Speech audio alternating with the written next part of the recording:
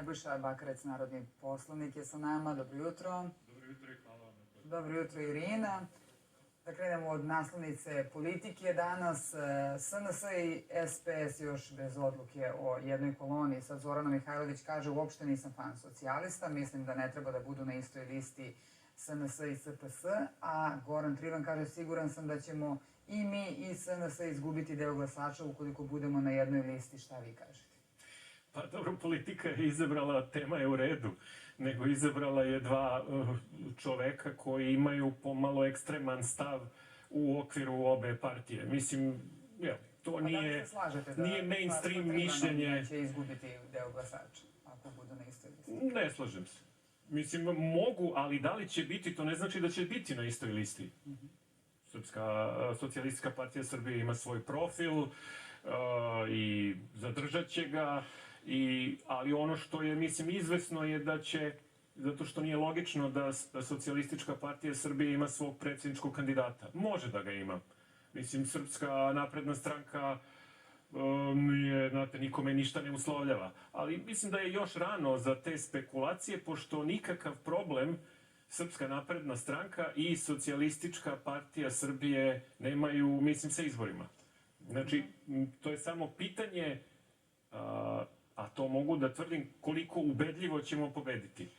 Naravno, nekad nije uputno te stvari ovako govoriti, međutim, ja nisam ni arogantan ni bahat, to prosto govorim na osnovu loše opozicije, nikad gore. I ja stalno često i kod vas ponavljam, Srbiji je potrebna mnogo bolja opozicija i zdravija opozicija i onda ja ne bih onda imao priliku da govorim da ćemo mi ubedljivo da pobedimo. Nebojša, da li je rano za predsjedničke kandidate, s obzirom da ja mislim da je Blic spisak kandidata za šefa države sve duži, između ostalog Aleksandar Vučić, pa Miloš Jovanović, dr. Vojislav Šešelj, Tadić, između ostalog Boško Obradović, Čeda Jovanović.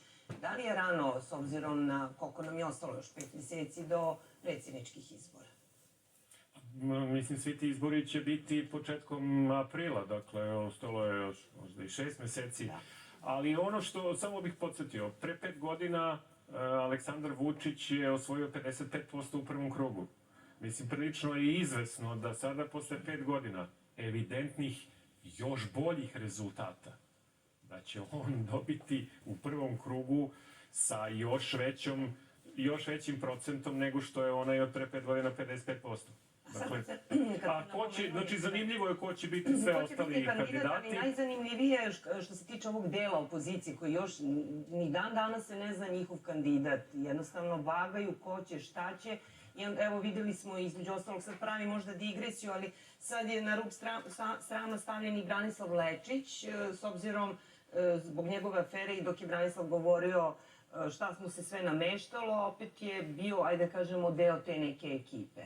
Kao i Bošku Obradoviću što spočitavaju, što ulazi na izbore. Nekako se raspada taj deo opozicije. Pa dobro, oni sad napadaju neke ljude poput Obradovića koji će izaći na izbore, a ti koji ga napadaju će takođe kao bele lale izaći na izbore. Međutim, kad govorimo o predsjedničkim izborima, pošto je nesumnjivo da je šef jednog dela opozicije, to je ove bojkotaške, bivše, je Dragan Đilas. I da se on hvali kako ima moć, kako oni neće da osvoje 20%, nego oni hoće da pobede, dakle, hoće da imaju 51%. Onda je pitanje zašto šef tog dela opozicije, koji je tako moćan, a i tajkun je, i ima 619 miliona je zaradio dok je bio 10 godina vlasti na 3 funkcije, takav moćan, zašto i popularan, pošto on kaže da ga ljudi vole, zašto on ne izađe na izbore? Zašto Vuk Jeremić ne izađe na izbore? Ali prva stvar je, zašto Dragan Đilas ne izađe na predsjedničke izbore, pa da odmerimo snage? Nego sve je to prazna priča, znači to bi bila vez da je to kandidat. Ali on ne sme da izađe ni na koje izbore, shvatate, njegovo ime neće biti verovatno ni na poslaničkoj listi. Što ne izađe na izbore za gradonačelnika, Dragan Đilas? Pa ne sme. Znači, lista na kojoj se nađe njegovo ime je osuđena na propast.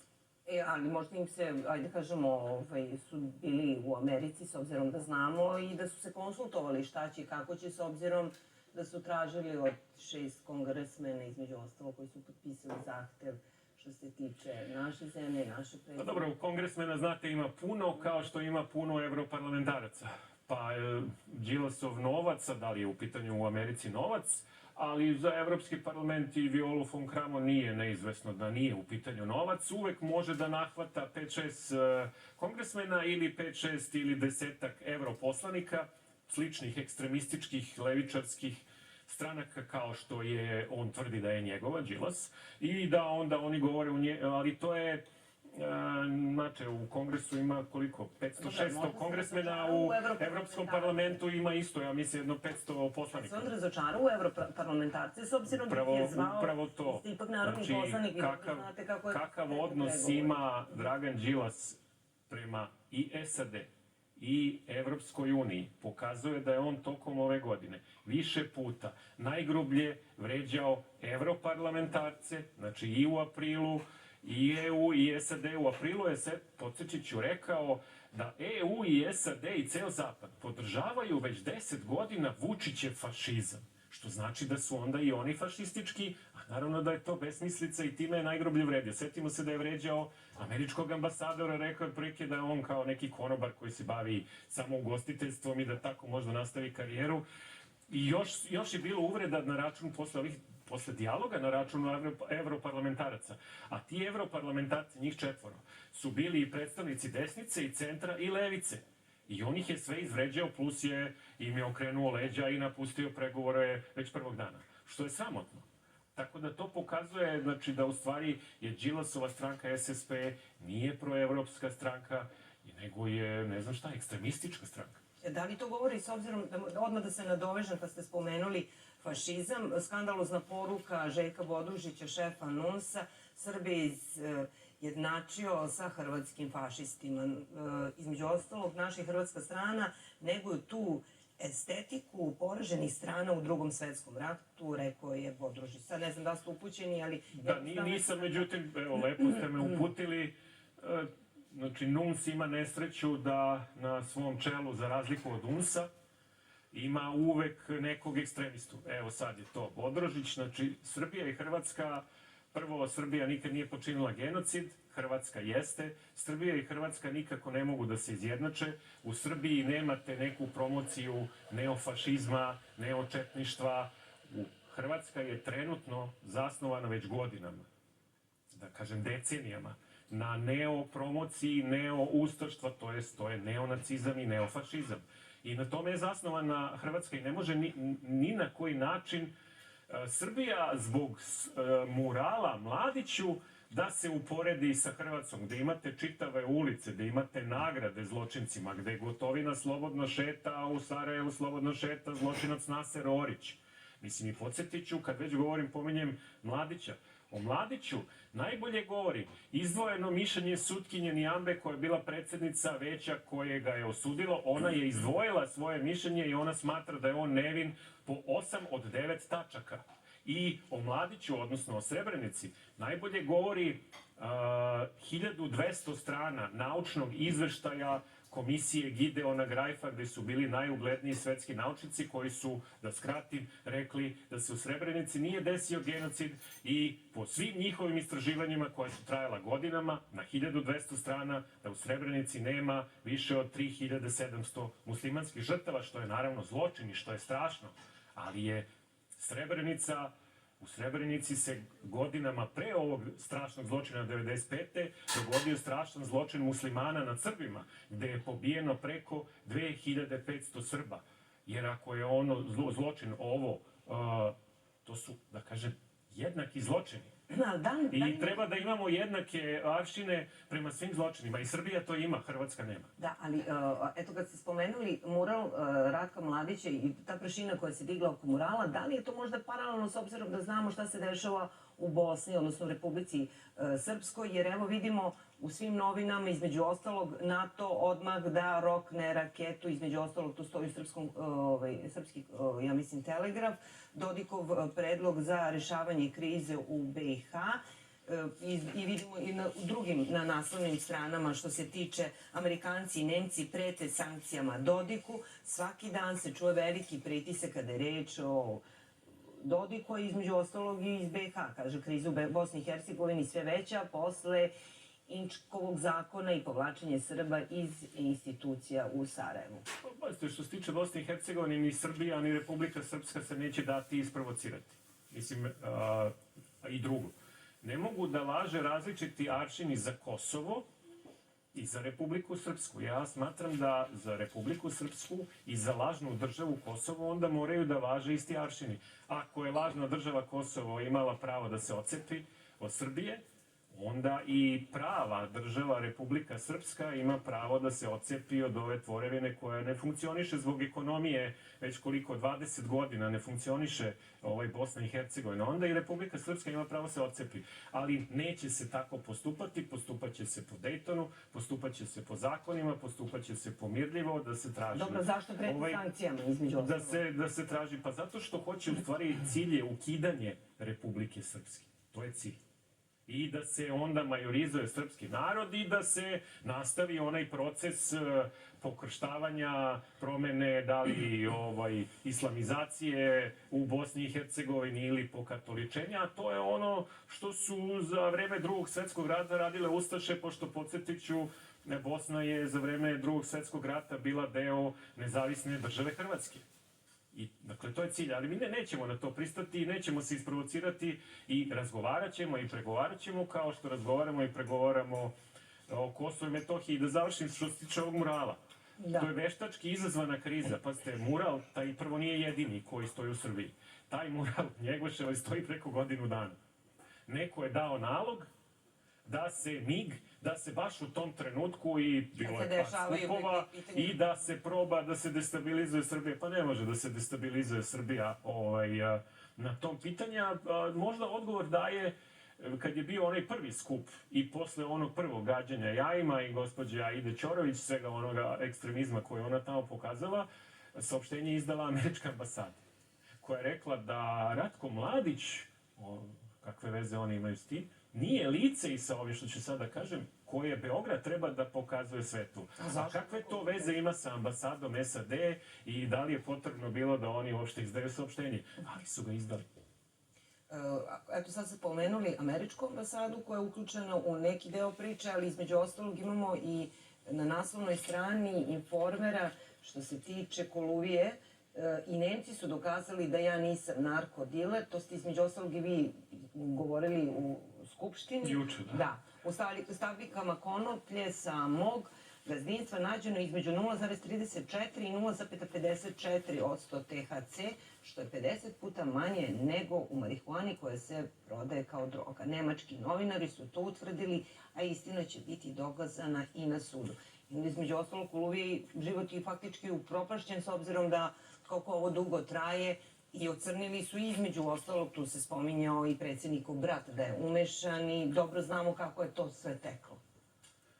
Dakle, znači ono što je značajno, nemački mediji, a to su nemački Weiss i nemački Deutsche Welle, koji ni najmanje nisu naklonjeni Srpskoj naprednoj stranci, su objavili istraživanje do koga je došao autor Michael Knot, znači nemački novinar koji je objavio deo forenzičkih i laboratorijskih istraživanja nemačkih organa kojima su naši organi poslali takođe da izveštače supstancu u konoplji sa gazdinstva Koluvije i Jovanjice. I oni su ustanovili, znači samo da kažem, u Srbiji je dozvoljeno da industrijska konoplja ima 0,3% supstance THC, to je opojna supstanca. Recimo u Švajcarskoj je taj nivo 1%. Mislim, shvatate, to je relativno za svaku zemlju različito. U Koluvijinoj konoplji je pronađeno, to su i Nemci ustanovili, ali i naša forenzika ovde, od 0,34 do 0,54. To je istina više nego što je dozvoljeno. Međutim, da bih objasnio šta je nivo potreban da, kako bih rekao, da marihuana, odnosno konoplja, bude droga koja se zove marihuana, potrebno je 50 puta više THC supstance, jer kad bi neko pokušao da tako kažem, puši ovu Koluvijinu konoplju, on bi morao da popuši 20 onih džointa da bi osetio samo blage, tačnije 50. 20 do 50 džointa da bi osetio blagu omamljenost i tako dalje. Znači, to se ne može smatrati, to jeste prekršaj, međutim, i postoji nemački službenik, koga je takođe ambasade u Beogradu, koga je intervjuisao ovaj Mihael Knot, samo je ovaj hteo da ostane normalno anoniman, koji kaže da je vrlo neobično da je Koluvija u zatvoru zbog ovakvog nivoa THC-a, koji je 50 puta manji od potrebnog za da to bude droga, proveo 2 godine u zatvoru. Da. I da to u Nemačkoj prosto ne postoji. A ovaj službenik kaže, i to prosto i Koluvija ponavlja, da je ovde bilo u Srbiji mnoštvo slučajeva kod konoplje, gde su pronađeni slični nivoji i da su ljudi prekršajno kažnjavani, što je inače po propisima, niko od njih nije završio zatvor. Ko će platiti odštetu tom čoveku s obzirom da znamo kako su u pojedinim medijima čoveka i prozivali i šta su mu sve radili? On ima pravo, naravno, da povede, to su naravno mučni i dugotrajni sudski procesi, da bi tražio odštetu i da bi povratio, mislim da... I njegov ugled, ako ništa drugo... Pa uništili su mu život, on trenutno živi u stanu sa nanovicom, jer se čeka završetak. Mislim da je značajno što je njegov advokat Vlada Đukanović, koji sve vreme govori istinu, ali samo da kažemo šta je iza toga. Evo, ja ću reći, da ne bude da ja kao poslanik SNS nešto tvrdim.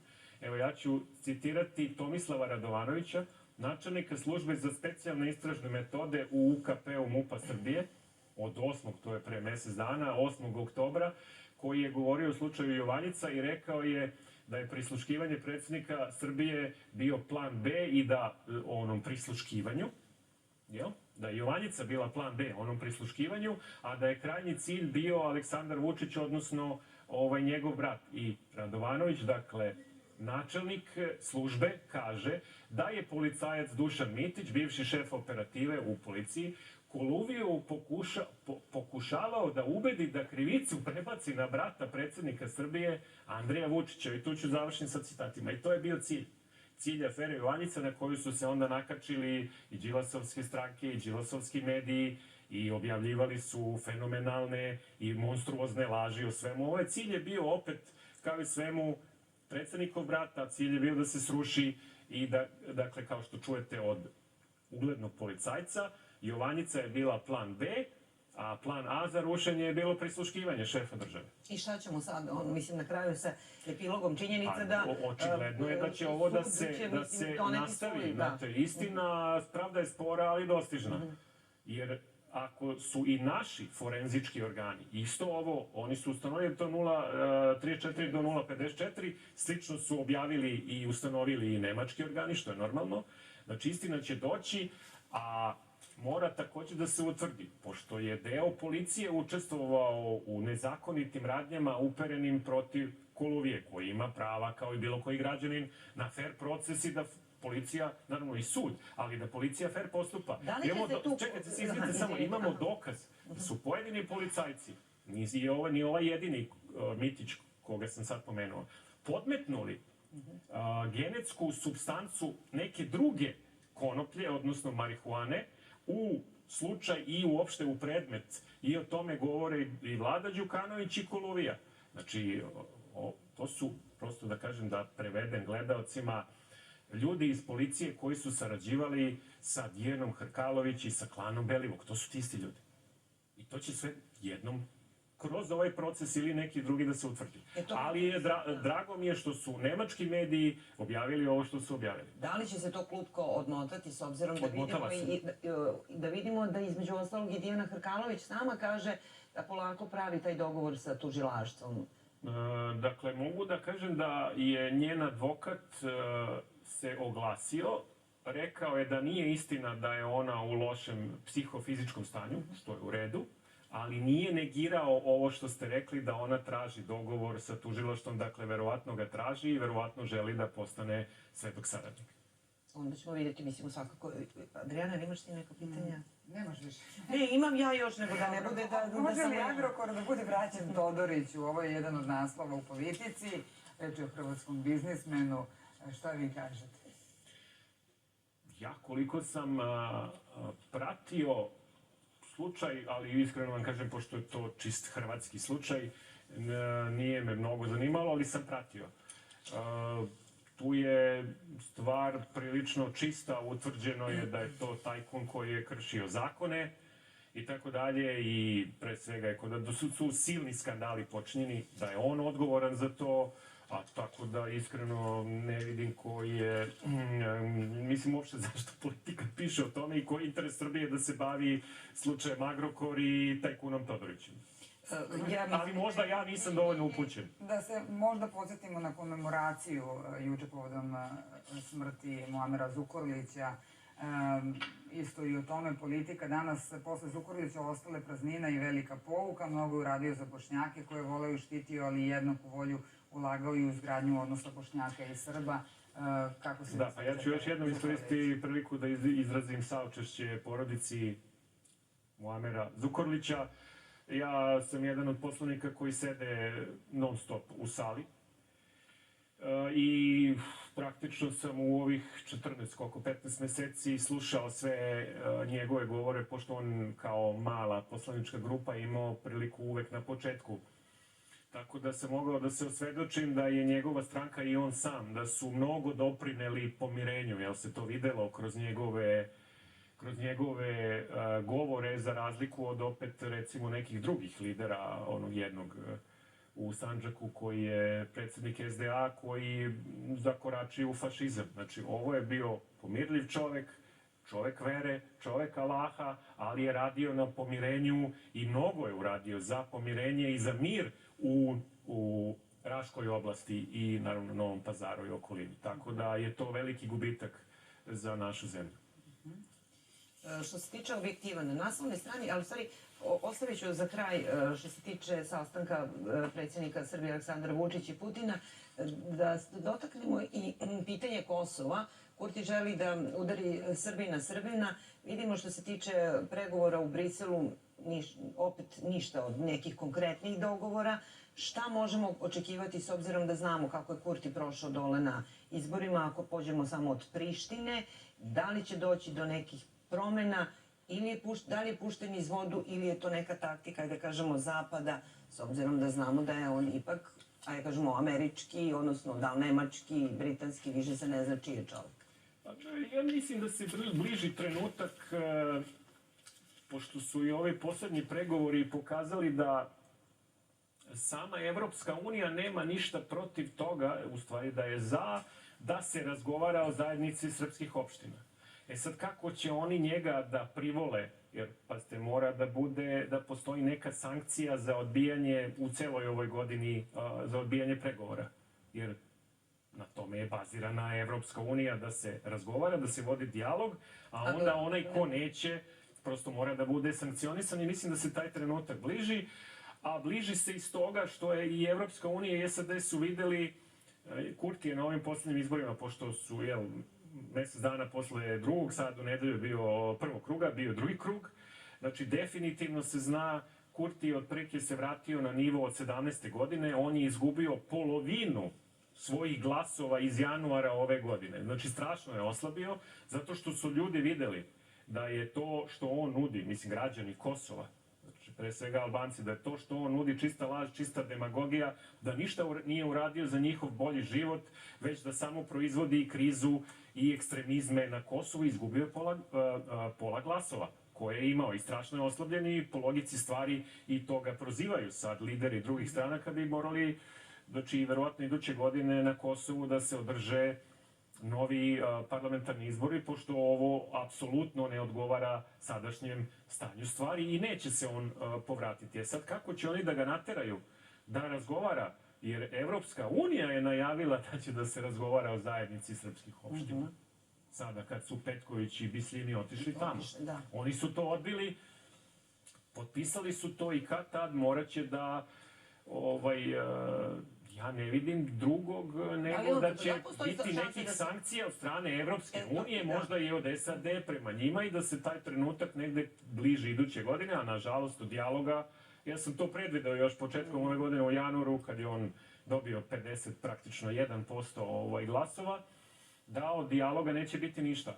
Sad izgleda da će u idućoj godini ipak nešto biti od dijaloga, sad da li će da ga vodi Kurti ili će biti novih izbora, da li će doći neka nova tehnokratska vlada Hotijeva koja Hotijeva ili neka druga, koja je bila mnogo bolja nego Kurtijeva i setimo se, Hoti je potpisao sa Vučićem Vašingtonski sporazum. Što je dobro i za Srbiju, i za lažnu državu Kosovo, koja je deo Srbije, a i uopšte za mir u ovom regionu i uopšte dobro je za Evropu, a i za svet. Da, ali ovo nam pokazuje, eto, Hoti, pa je opet, prvo je bio Kurti, pa je onda došao Hoti, pa Kurti. Očigledno kao da ispipavaju teren, ajde kažemo, ti zapadni njihovi mentori, da vide ko će da možda isprovocira Srbiju, s obzirom da znamo da Kurti se ponašao prema Srbiji previše agresivno i videli smo i upad i ranjavanje Sofronijević, između ostalog, kada je reč o na graničnom prelazu dole na Jarinje, kada su izneli svo moguće oružje, pa kad su naši avioni nadletali, naravno, na svojem teritoriji, uzbunili su se, najavljivali su, s obzirom da je naša služba otkrila da žele da napadnu i Gazivode, između ostalog, do toga nije došlo. Jednostavno, da li su matirani? Rekao sam da se to bliže, ali ja ne bih prosto neke argumente iznosio koje ne stoje protiv Zapada kada ih nema. Samo da setimo, jeste to Trumpova administracija, ali Trumpova administracija je u stvari, da ne krijemo to što možemo to da kažemo, u stvari smenila Kurtija kad je prvi put bio premijer, da se ne lažemo, Grenell. Izvršili su pritisak zato što, mislim da sada nešto slično, pogotovo što ima osnova, da se desi putem, naravno, izbora.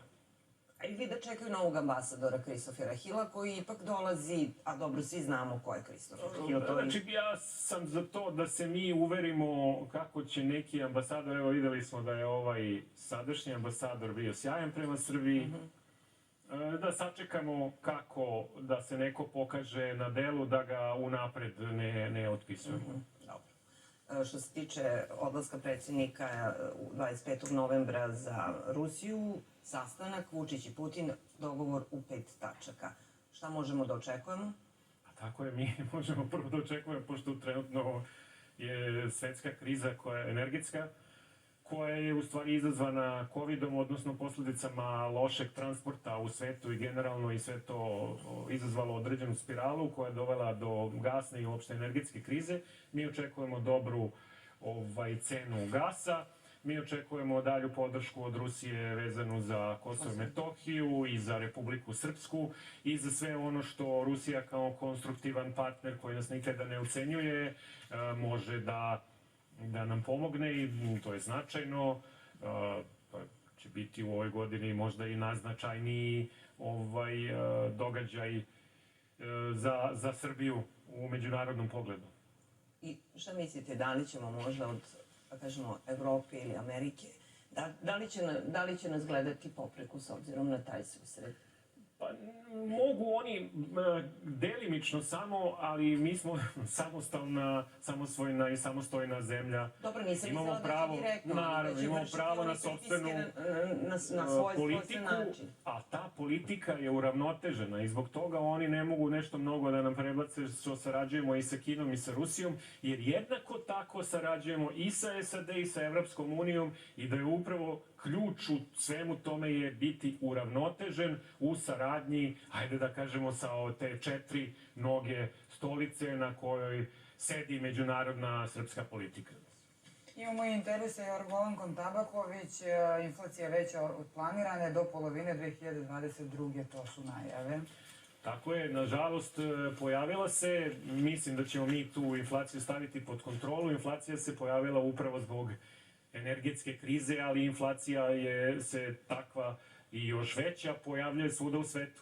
S tim što je uopšte konstatovano da Srbija ekonomski mnogo bolje podnosi ne samo epidemiju, nego i ovu energetsku krizu, tako da je ta inflacija apsolutno pod kontrolom. Hvala mnogo. Hvala i vama.